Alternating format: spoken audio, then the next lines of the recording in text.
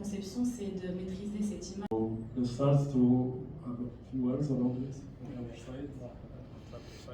Yeah, thank you, Dr. Ibrahim. So from my side, it was a fantastic journey this morning, and hearing from all the experts to contribute beautiful insights, interesting. But the keywords that I could highlight, and they to be out of the box of the conventional 2D drawings and so on and so forth. Yes, I have the is that because he's a client representative, and is always be picky in a cost efficiency, involving this cost. We are in a gray area, but for me, as a main contractor, just to give you a summary, I'm working with an entity which is called IHCC, International Hospitals Construction Company Development, mainly in some projects for hospitals, such as the Saudi German hospital that we are futurely building in the Nata area. And in this purpose, I had the chance to the prerequisites that he asked the designers and the future contractors has been implemented and instructed since the beginning. So with you, Mr. Yahya, he is my partner also in the BIM part. The overall development that we will go into finalizing the design phase, M2, M3, M4, which is somehow the level 3 of the BIM manager, the cost impact. Here I'm coming to some numbers. I can tell you that the project that I'm developing with the whole team, it will cost me for 100 million US dollar.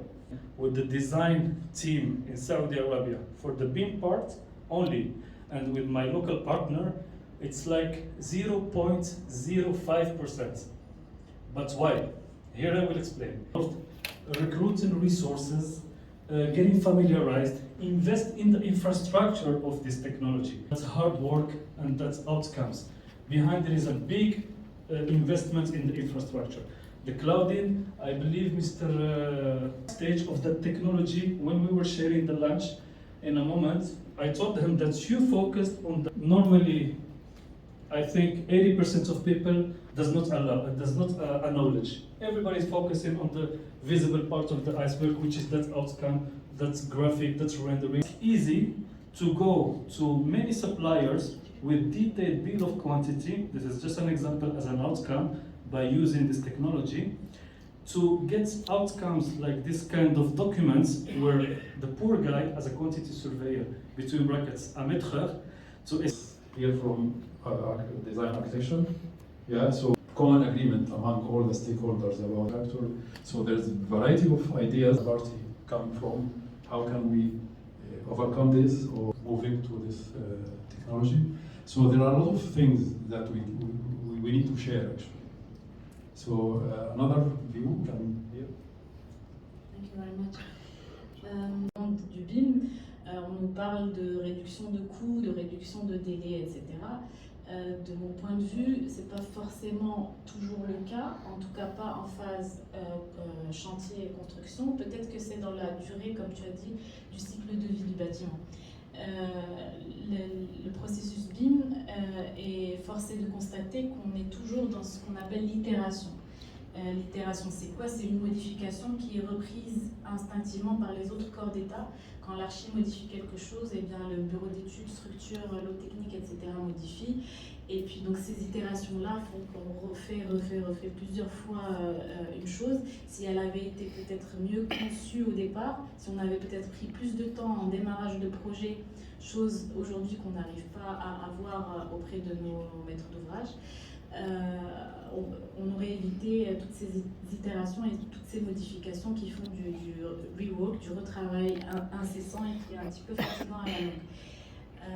Ensuite, je voudrais peut-être parler un petit peu de mon expérience au sein du projet de construction de la tour Mohamed VI, durant laquelle j'étais BIM manager. Au démarrage du projet, c'est un projet en design and build. Nous avons pu, grâce au BIM, notamment effectuer toute la méthodologie de construction en BIM pour savoir où est-ce qu'on va stocker les matériaux, où est-ce qu'on va mettre les grues, les maquettes des bureaux d'études, des lots techniques qui étaient en phase conception à l'époque pour effectuer de la fabrication d'exécution. Il y a encore aussi du coup cette histoire de phasage qui est très important Et dans un processus qui est en BIM, le phasage nous contraint. Il nous contraint à quoi?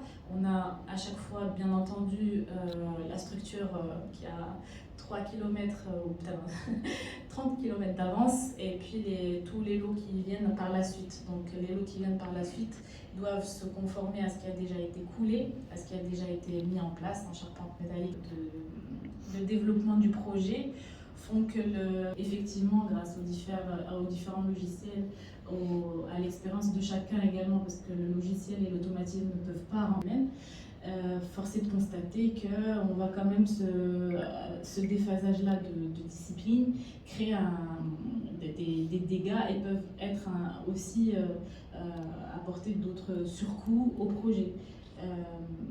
Aujourd'hui, le projet, par exemple, au niveau de la tour Mohamed VI, il est au niveau de détail de l'exécution de l'archi d'intérieur. C'est-à-dire qu'il y a un architecte d'intérieur qui a conçu différents services. Donc il y a une partie bureau, une partie logement qui a un niveau de détail 400. Le level of information également est vraiment à un niveau très très élevé. Mais les infrastructures, en fait, la difficulté c'est que dans l'infrastructure, il y a des corrections qu'il faut faire. C'est pas comme en modélisant un bâtiment, il y a des corrections topographiques à cause d'un corps d'intérêt, etc. Donc ça nécessite vraiment un travail de préparation à l'avance. Donc on utilise ces nouvelles technologies déjà pour préparer des maquettes de conception. Ensuite, des scanners statiques, des scanners dynamiques, des drones, etc.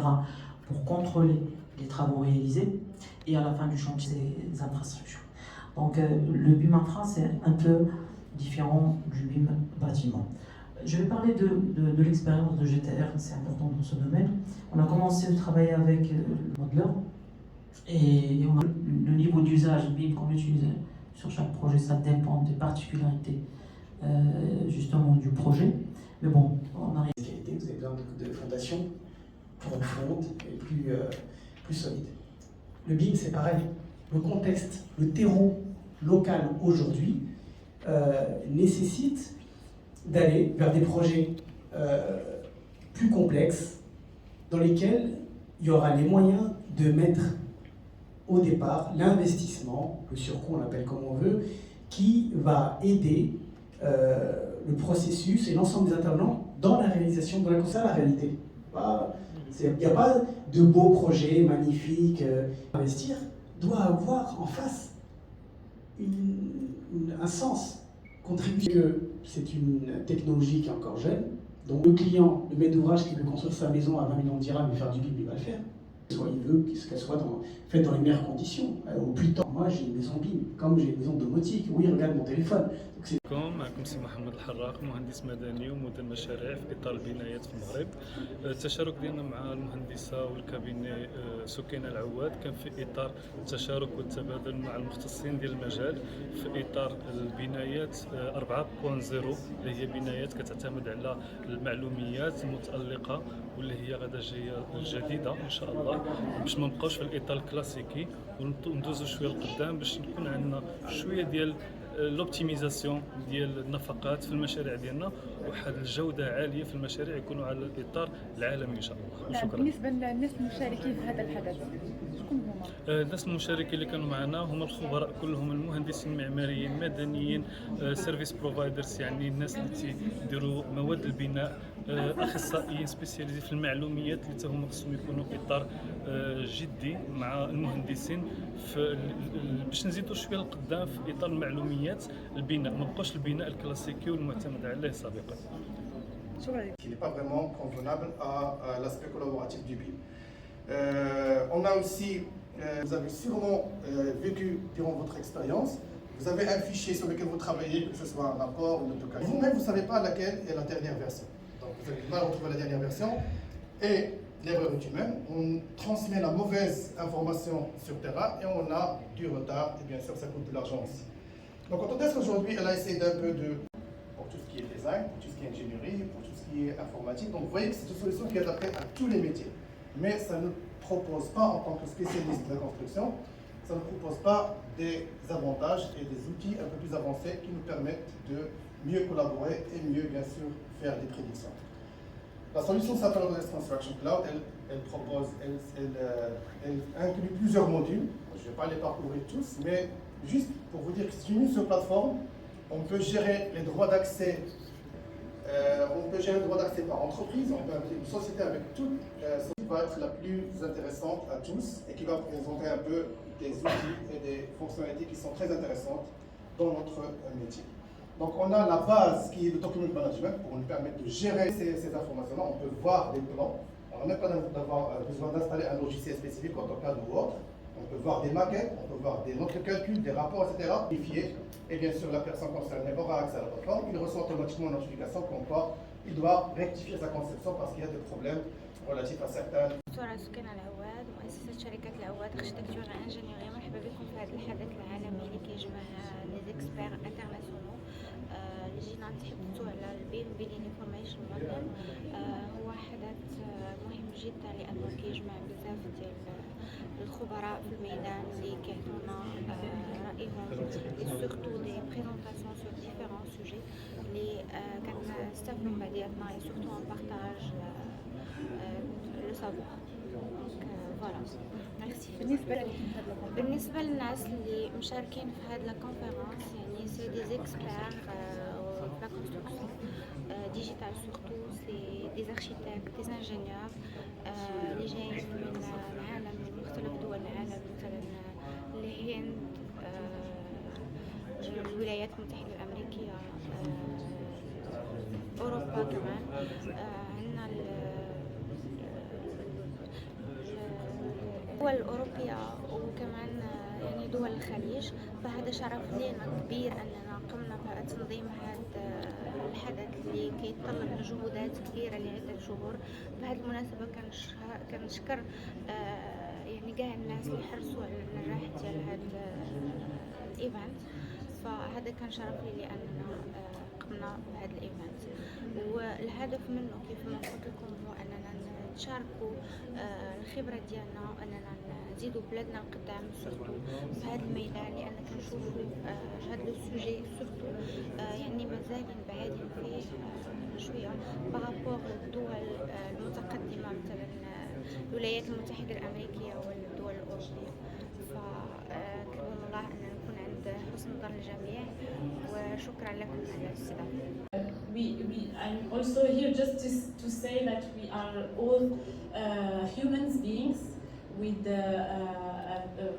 qualities to create something new, and this creation is not something that will be replaced by any EA software. So thank you for your Yes, we are going to have a break now, a short one, 10 minutes, and then we come back. Please don't be late, please. Amel Maïzi, je suis architecte marocaine, j'ai été BIM manager sur le projet de la tour Mohamed VI. Aujourd'hui, je travaille au sein de l'USEO en tant que BIM manager également. Nous travaillons sur divers projets en coordination, conception jusqu'au suivi de chantier.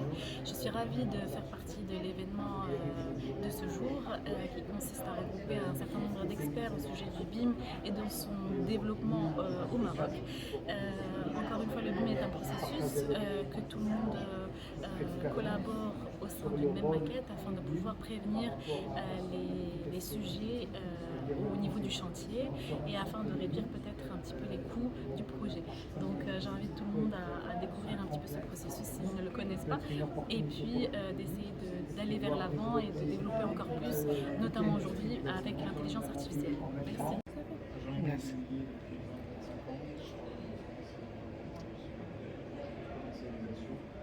J'avais un projet